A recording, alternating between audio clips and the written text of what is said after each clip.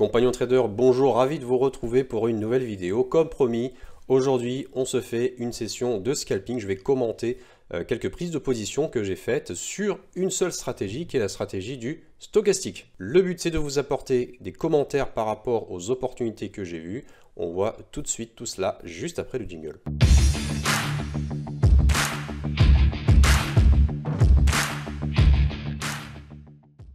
Alors comme d'habitude, avant d'aller plus loin, n'hésitez pas à vous abonner à la chaîne si ces contenus que je fais gratuitement vous plaisent. Et également de laisser un petit pouce noir si vous aimez mes contenus. Le plan du jour, nous allons rappeler le principe de la méthode que j'utilise. Ensuite, nous allons directement voir ce qui se passe sur les graphiques et comment je peux finalement prendre des opportunités suivant la stratégie que je vous ai enseignée et disponible par ailleurs sur des cours privés. Troisièmement, nous allons voir les lesson learned, c'est-à-dire quels sont les enseignements que je peux tirer suite à cette session de scalping. Enfin, restez jusqu'au bout puisque nous avons le coin des bonnes nouvelles juste après. On est parti. Alors, quelles sont les conditions pour cette séance de scalping? Premièrement, je vais raisonner avec un trader débutant, c'est-à-dire qui va consacrer un petit capital à sa formation, à son trading. C'est d'ailleurs une recommandation. On ne commande pas avec un gros capital de 200 000 euros chez Interactive Brokers. C'est une grosse bêtise, pour ne pas dire autre chose. Donc on commence avec un petit capital, avec un broker qui permet de trader des petits capitaux. Donc j'ai pris ici un capital de 2000 euros pour cette session. Je vais utiliser uniquement la stratégie du stochastique et uniquement celle-là. Donc c'est une difficulté pour moi parce que j'ai l'habitude de travailler avec l'ensemble de mon panel d'outils. Et donc là je vais me raisonner uniquement sur une seule stratégie. Donc il va falloir être patient. Le but de cette session, c'est pas de prendre des trades et de ne rien expliquer, le but c'est d'expliquer pourquoi je rentre en position. Alors il y a des petits trucs et astuces, des observations de marché que je pourrais pas vous donner là comme ça parce que je les ai mis dans une formation qui est pas très chère, qui a 47 euros, donc vous pouvez y accéder. En tout cas voilà, je donne pas mal d'informations pour vous dire pourquoi je prends le trade, pourquoi c'est intéressant. Vous verrez que je ne fais pas que commenter des prises de position, je commente également le marché quand il n'y a pas grand chose. Et je vous dis également les pièges que je peux voir si jamais j'en vois sur les graphiques. Allez, on est parti sur les graphiques. Alors, petit rappel là sur le setup. Normalement, avec la formation sur le stochastique, vous est livré en bonus un petit screener, enfin en option plutôt, un petit screener de marché. Donc vous voyez en fait l'ensemble des actifs que je suis en train de scanner en temps réel à la recherche d'opportunités sur cette stratégie même. Et puis vous avez l'indicateur, donc l'indicateur ici qui affiche des petits buys ou des petits sells en fonction des opportunités qu'il détecte. Encore une fois, ce n'est pas des conseils d'investissement en achat et en vente, non pas du tout. Il va vous donner en fait des opportunités potentielles. Ensuite, charge à vous bien de les valider. Alors là, nous sommes sur le DAX, il est à peu près 9h20. Et donc nous plongeons sur l'EMA 200, la moyenne mobile exponentielle de 100 périodes. Et vous voyez en fait, on commence en fait à rebondir sur cette EMA. Et en même temps, nous avons un stochastique qui est vraiment à point. Et donc là, suivant les indications que j'ai données dans la formation, vous avez en fait des indications de marché, encore une fois. Vous avez, normalement, la stratégie est disponible sur ma chaîne, mais ici vous avez des observations de marché que je donne. Voilà, c'est ma petite touche personnelle. Et donc ici, nous avions des indications qui nous permettaient de prendre ce trade. Donc voilà, je suis en position. Et ici, avec le capital que j'ai, effectivement, on a une petite poussée vers le sud. Donc je vais être prudent et je vais tout d'abord mettre un take profit au cas où. Voilà. Et je ne vais pas tarder à clôturer la position. Pareil avec un stop loss, puisque ça m'a l'air de stagner. Et donc voilà, je clôture avec 2,3. Voilà pour ce premier trade. Alors là, une petite observation, vous voyez, vous avez quasiment une opportunité, sauf que pour moi, on s'enfonce bien plus bas, bien trop bas par rapport à la moyenne mobile de 100 périodes. Et ça, c'est pas une bonne chose. C'est pas une bonne chose. Je vous rappelle, en fait, c'est un pattern de tendance, donc on doit vraiment être au-dessus de cette ligne rouge. Voilà, même si la bougie clôture au-dessus, la bougie verte en cours de formation clôture au-dessus de la moyenne mobile, pour moi, ce ne sera pas un signal, parce que on est passé trop bas. on a été trop bas par rapport à cette moyenne mobile. Donc ça, c'est tout simplement un pattern qu'on va invalider, malgré le fait que vous voyez que vous avez un petit 1 sur la gauche ici. Le screener vous dit attention, il y a quelque chose d'intéressant qui se passe. Voilà, bah nous on a regardé. Potentiellement, on pourrait clôturer au-dessus de la moyenne mobile, mais pour moi, c'est pas vraiment intéressant. Donc non, je ne vais pas appuyer sur le bouton achat. Voilà, je l'indique sur le graphique, ça c'est pas bon, on prend pas, donc on passe son tour.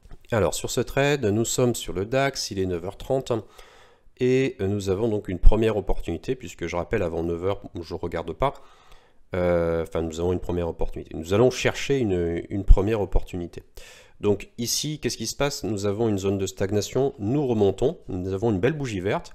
Encore une fois, on ne se trompe pas de sens, on n'achète pas. Ici, on n'achète pas, en tout cas pas avec cette stratégie-là. J'en ai d'autres, effectivement, dans ma boîte à outils, mais ma contrainte, c'est de n'utiliser que le stochastique. Et là, on est à contre-tendance, donc on va plutôt chercher des ventes pour se mettre dans le sens de la tendance. Vous le voyez en plus, la moyenne mobile descend, le prix descend, tout descend. Donc on peut compter le nombre de bougies rouges, il y en aura un peu plus, beaucoup plus même que de bougies vertes. Donc tout simplement, on va attendre la bonne opportunité, le bon moment. En scalping, en général, de toute façon, on attend les opportunités. Donc ça, c'est parti, c'est une qualité importante à avoir.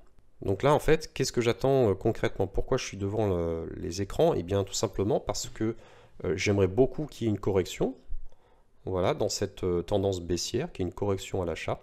Et ensuite, qu'on replonge pour prendre un trade à la vente. Comme ce trade-là, par exemple, vous voyez. Donc j'attends en fait un momentum plus adéquat pour rentrer sur ce trade. Donc là, ça pousse, c'est très bien. Et on va voir donc comment se déroule la bougie suivante. Voilà, donc j'ai un peu accéléré le déroulé. Donc là, on est sur une bougie qui est très intéressante. Vous voyez, on est sur une bougie qui se termine. C'est un marteau renversé. Et nous avons en plus, vous voyez, le signal sell qui clignote. Puisque voilà, on a franchi le stochastique et on est en train de se retourner. Donc ça va me paraître très intéressant. Et du coup, je déclenche un trade. Donc la question c'est pourquoi je déclenche un trade? Eh bien parce que nous avons une dynamique baissière qui est très intéressante. C'est les éléments que je donne en plus dans la formation. Donc là, voilà, c'est vraiment très bien. Quand ça pousse comme ça de façon constante, ouais. Ayez les yeux rivés sur le prix. Voilà, donc là 10 points, un peu plus de 10 points de prix. Quand ça pousse, tant que ça pousse, on garde, on reste en position. Quand ça stagne, on sort. J'aurais pu attendre un tout petit peu, mais là ça me semblait déjà bien. Allez, on est parti pour le trade suivant. On est 9h20 sur le DAX. On a un bel arrondi, vous voyez, au niveau du prix. Enfin, on a une tentative de rebond au niveau du prix. Surtout en fait au niveau du stochastique, on a franchi cette zone-là, cette zone-là des 20, des 15 même, on est en dessous, donc c'est très intéressant. Donc là on a des bougies vertes qui sont en train de se former, c'est le moment idéal, paf, je rentre sans hésiter. Donc là ça cote pas très vite, et pourtant c'est la bonne heure, donc ça arrive. On n'est pas toujours sur des cotations très rapides. Donc c'est pas grave, on prend son temps et justement, on va observer le prix. On va regarder si ça décolle ou si ça stagne. Donc là pour l'instant, bon, ça reste sur du surplace. Donc dans ce cas-là, comme ça stagne, vous voyez, on n'est jamais trop prudent. On va commencer à mettre nos niveaux. Je ne le fais pas tout de suite, ça dépend vraiment du prix, c'est dynamique ou pas. Voilà, et un petit stop loss. Bien sûr, j'ai voilà. Donc 3.30. Bien sûr, donc j'ai les yeux rivés sur la sortie. J'aurais pu mettre d'ailleurs la petite console parce qu'il y a un petit espace là en bas à gauche. Je ferai ça la prochaine fois. Voilà, donc ça justement, j'ai fait ce setup uniquement pour la vidéo qui permettait justement de ne garder que l'essentiel à l'écran, mais la petite console de passation d'ordre serait très pratique ici. Allez, on est parti sur un autre trade. Vous voyez, alors là c'est parfait, on est sur le Dow Jones. Ce sont des configurations que j'aime beaucoup, ça. Donc Dow Jones, vous voyez, la taille de position, c'est pas la même. On est sur un actif qui cote à plus de 34 000, 35 000. Donc on prend des mini tailles de position avec un petit capital, comme celui que j'utilise pour cette vidéo, qui est un capital de 2000 €. Donc On a de belles vagues, donc ça ce sont vraiment des situations qui sont magnifiques hein, pour la stratégie. Donc j'hésite pas, hein, je rentre sur ce trade là, pour les mêmes raisons que j'ai expliquées précédemment. Et je sors avec 1.22. Alors je suis sorti très rapidement, vous voyez, parce que ce sont des petites bougies ici. Je ne m'attends pas à ce qu'il y ait des bougies énormes de 10 points. Vous voyez que dans l'historique, c'est des bougies qui sont vraiment très très raisonnables. Et donc j'ai quand même statistiquement plus de chances de sortir avec mon point 22 ou mes 2 points plutôt qu'avec 10 points. On est reparti sur le DAX, hein, je ne change pas une équipe qui gagne, DAX 40. Voilà, c'est parti. Donc là, j'ai toutes les conditions qui sont réunies pour prendre ce trade-là. Vous voyez, j'ai mes 2 bougies vertes. J'ai le stochastique qui était vraiment à point, en train de remonter. Au niveau de l'heure, je suis vraiment très bien. Donc bon, je prends mon temps. Ça ne code pas très vite. Je mets mes niveaux. Et je suis prêt maintenant à sortir de position au moindre signal. Donc là, je suis en position confortable. Hein. Ouais, donc là, c'était un petit peu lent. Donc 1.80 de prix sur cette opportunité. Vous voyez, ça pousse très très bien, bon, mais c'est tant pis. Donc là, on est sur une opportunité suivante, 1 heure plus tard, que j'ai prise. Alors je l'ai prise hein, parce que, voilà, encore une fois, il y a des conditions de marché que j'ai vues et qui permettent de prendre cette position-là. Donc les personnes qui ont ce cours-là, du stochastique, ont, à mon avis, très certainement compris pourquoi j'ai pris cette position, cette opportunité. Donc j'ai placé mes petits niveaux et là j'attends que le prix se déroule. Tout simplement, je suis assez confiant en termes d'opportunité. Il y a le seul point négatif, c'est quand même qu'on est allé fricoter avec la moyenne mobile de 100 périodes un tout petit peu. Mais malgré tout, le contexte haussier me semblait intéressant. Voilà, donc là on est sorti de position assez rapidement parce que ça stagnait et que je sentais que c'était pas hyper propice pour garder le trade. Donc là on a pris 2.80. Au global, donc si on fait le bilan, bien j'ai pris en tout 6 trades. Donc à des moments différents. Voilà, j'avais un trade également sur le Dow Jones.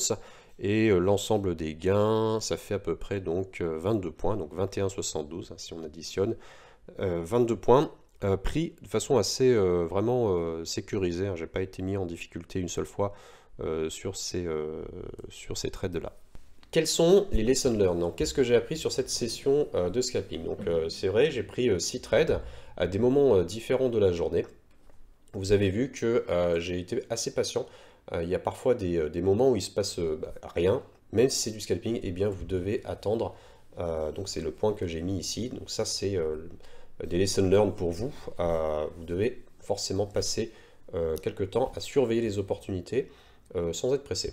Deuxième point, les lessons learned, eh bien c'est de regarder le screener de marché. C'est la grande nouveauté par rapport à la dernière fois, c'est que là j'ai développé un screener de marché qui permet d'avoir l'ensemble des opportunités sur les actifs que vous avez choisis, que vous avez sélectionnés. Donc ça c'est vraiment très pratique puisque vous allez pouvoir vous concentrer sur les graphiques et un petit coup d'œil sur le screener pour voir en fait quelles sont les bonnes opportunités, les potentielles plutôt opportunités qui pourraient arriver sur des actifs proches, par exemple sur d'autres indices. Parfois vous avez un bon momentum sur le DAX et un mauvais sur le CAC 40, parfois vice versa.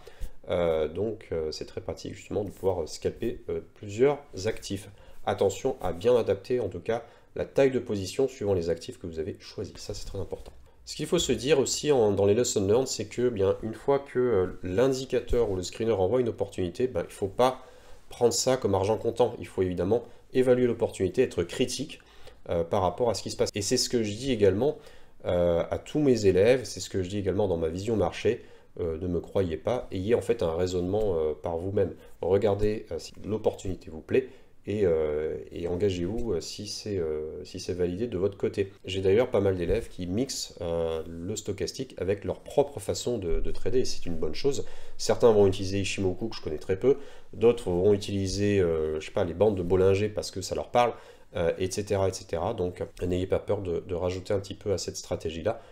Pour moi, en fait, là, dans l'exercice, je n'ai utilisé que ce que je vous ai appris, et ça marche, mais posez-vous toujours les bonnes questions quand vous avez une information qui apparaît d'un indicateur, d'un screener ou de quelqu'un. Voilà, donc à présent, le coin des nouvelles. Le coin des nouvelles, eh bien, le cours du stochastique, vous le savez, bon, il est disponible sur mon site pour moins de 50 euros. Pour 47 euros, vous avez le cours. Vous avez l'indicateur en option pour 25 euros de plus. Également, si vous souhaitez disposer d'autres stratégies de scalping, eh bien, vous pouvez venir faire partie de mes élèves. C'est une formation continue, hein, les ateliers privés de scalping. C'est pas le même budget forcément, puisqu'il y a plus d'investissement de ma part pour votre réussite, mais vous pouvez vous intéresser à la question et éventuellement me contacter si vous souhaitez plus d'informations. Et enfin, vous avez la vision marché qui sera publiée comme toutes les semaines le samedi soir.